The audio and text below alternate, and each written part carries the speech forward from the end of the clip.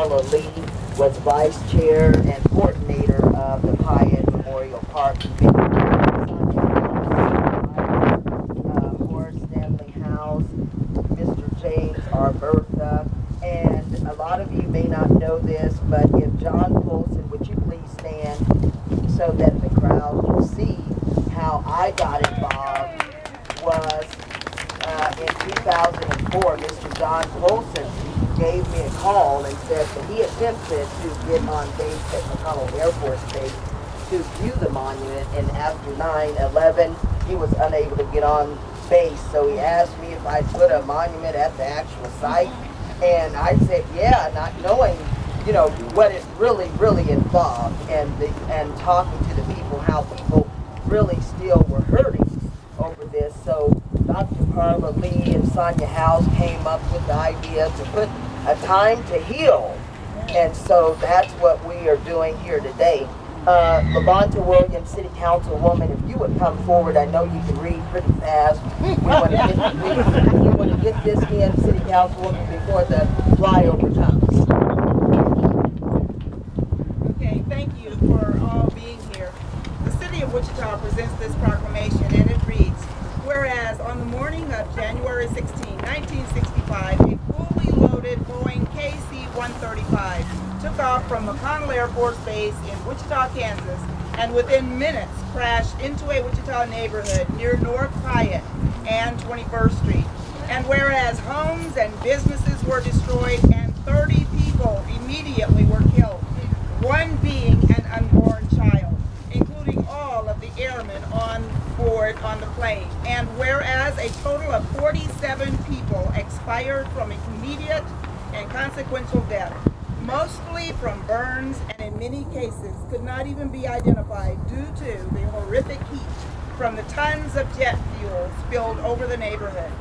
And whereas January 16th will forever be held as a day of mourning and tribute for the loved ones that were lost due to this unfortunate and distressful accident that tore apart families yet united an entire city. Now therefore be it resolved that I, LaVonta Williams, on behalf of Carl Brewer, the mayor of the City of Wichita, Kansas, do hereby proclaim January 16, 2015 as the Piatt Street plane crash 50th year of remembrance. And we call upon all of the people of the City of Wichita and McConnell Air Force Base to mourn and give tribute to those that lost their lives, to honor those that valiantly fought the fires and rescue the living from this unimaginable scene of horror. And we also want to make sure that we celebrate the lives of those who survived. So thank you all for being here. Thank you.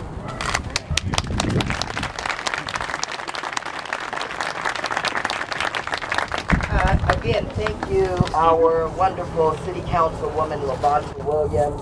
Her mother lives about half a block down the street here on Piatt, and so she grew up in the neighborhood too, and we are all family and we all remember this, so we all have to be a part of the healing. I do see Reverend Sam Meiskens here. He will close out the ceremony, and at that time the names of the lost ones' names will be read with taps from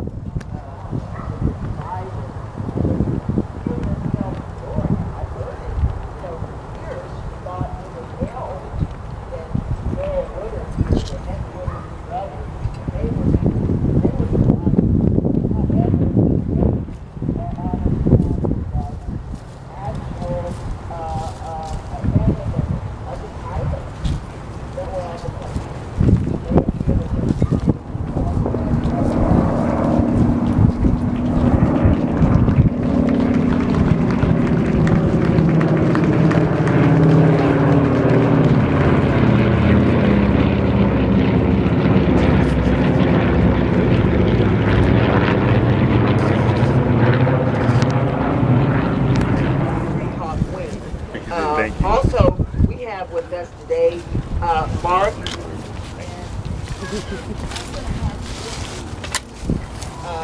The names of those. Mark, come up. tell us who you are, who your father was on the aircraft that day. Mark Foster, my brother, Johnny Davidson, in second class. I was 7 years old. Plane went down. Right here. 65. I was 7 years old. My brother, he was the youngest serviceman on the plane at that time. I was reading that book, Mayday Over Wichita, and it sounded like he was only in town about a week or so. And, the other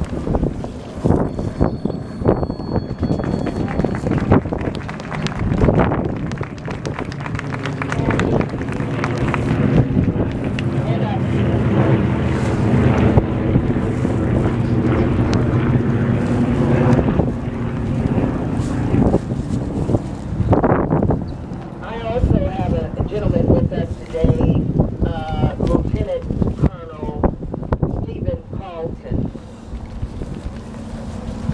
Come on. I'll say this part first. He came in all the way from Minnesota.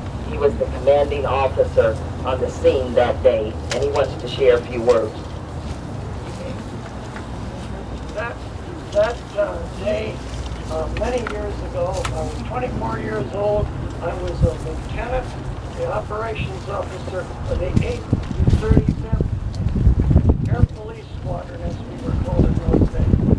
And I had good fortune of having the role of base disaster plan, and I had a wonderful director of security and law enforcement who, when I told him we didn't have the supplies we needed for disaster recovery, he, Lieutenant Colonel Banda, went to work and assured we had all of the equipment that was very useful that tragic morning.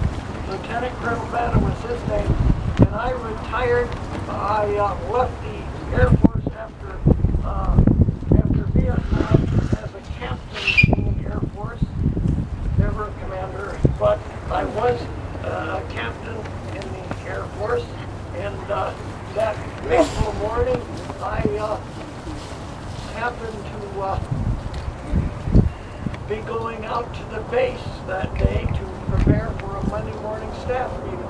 As I walked into the 835th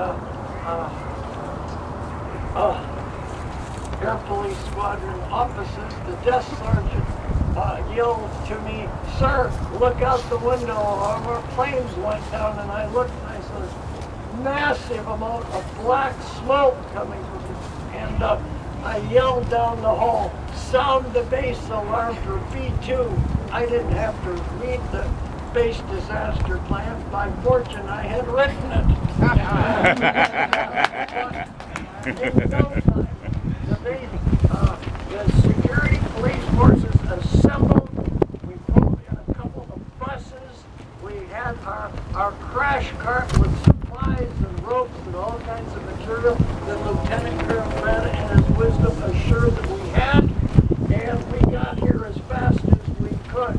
And on that very tragic day, here, January 2nd, of the Wichita Fire Department and the other emergency services of Wichita and Madonna, who spared nothing, absolutely spared nothing, thinking nothing of their own personal safety, going into burning areas and trying whatever they could to see if there was somebody there that needed their help or not. The heroic efforts of the fire department and the emergency services, but there is something you can do. You can do, we can all do. Let this tragedy remind you to assure that the emergency services are properly funded and that victims are timely and adequately compensated. Thank you. Good afternoon. Thank you so much for all coming to this making that I've been waiting for.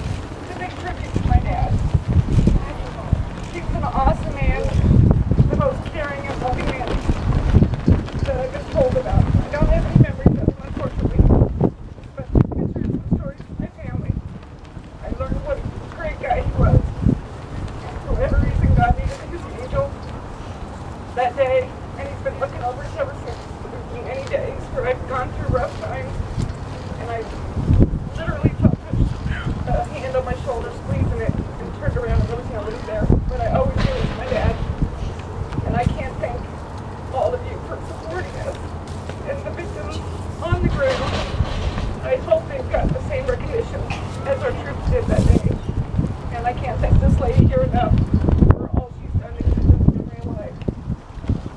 It just means more to me than thanks. Thank you so much for all of you coming.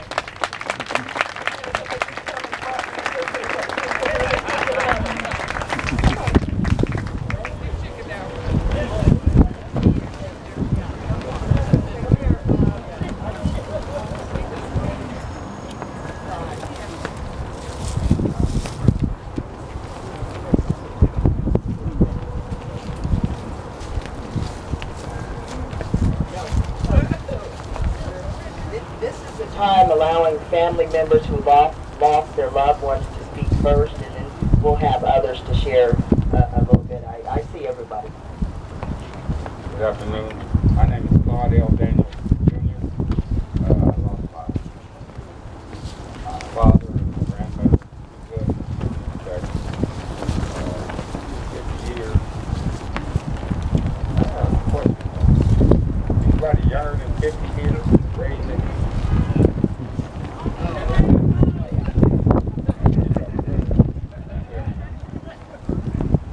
That's our past. I just want to say thank everybody for keeping faith in us.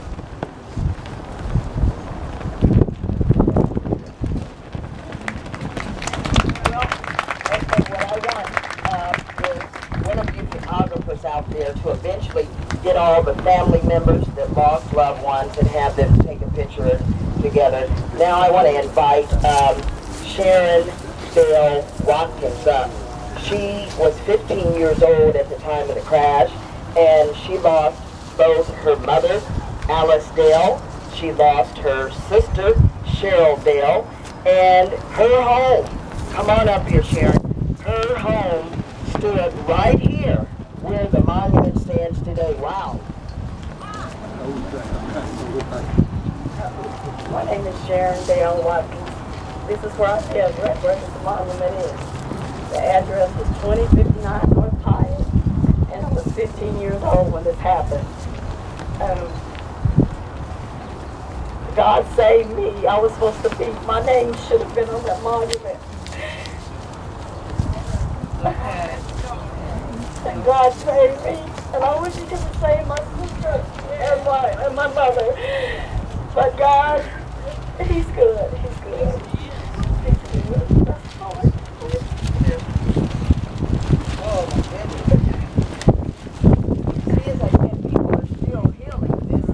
This needed to be done. Do you know I had somebody ask me, why are you guys still bringing that up? Why are you doing that? And this is why. We have to remember our loved ones. I got a joke for you. We still remember Elvis Presley.